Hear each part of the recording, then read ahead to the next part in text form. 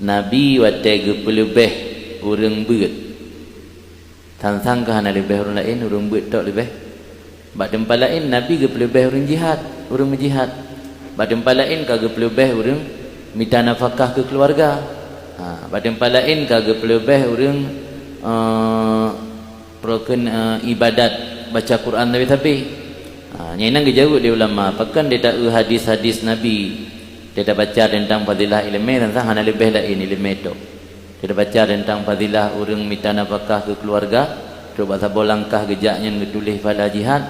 gebi sabo suap ke keluarga dari nafkah harta yang hadirnya untuk fala luar biasa tambah lagi mu perang bak jalan Allah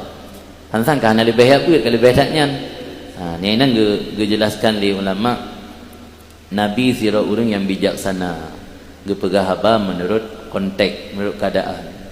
berarti artinya ketika tanya ditempatkan oleh Allah posisi tanya sebagai orang yang menjadi tulang punggung keluarga untuk minta harta nafkah yang halal nyenang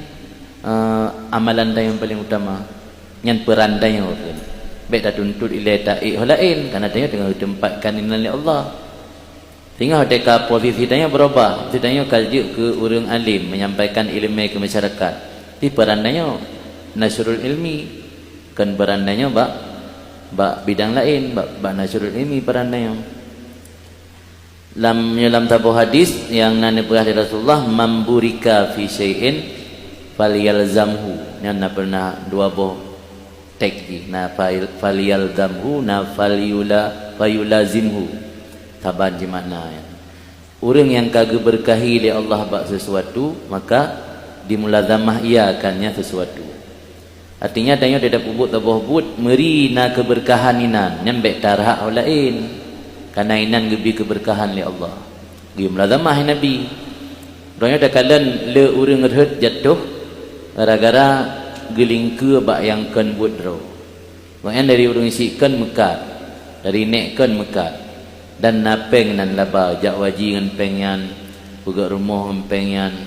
gebina pakah ganu kata mat sikulai jak dayah mandung empengyan terpengaruh yang prek meretet karena akan buat rol yang maksud Nabi man burika fi syai'in falyulazimhu tanya maka gebi keberkahan buat sesuatu dimulazamah ina untuk tates je tapi baik tamabih dah le orang jatuh biasa gara-gara gekubah profesi awai peran awai dia lingka ke profesi lain yang kan perandro ke ini sering jatuh ini dari nek-nek kan sit menehun mana pengaruh kan orang bakal proyek kadang proyek yang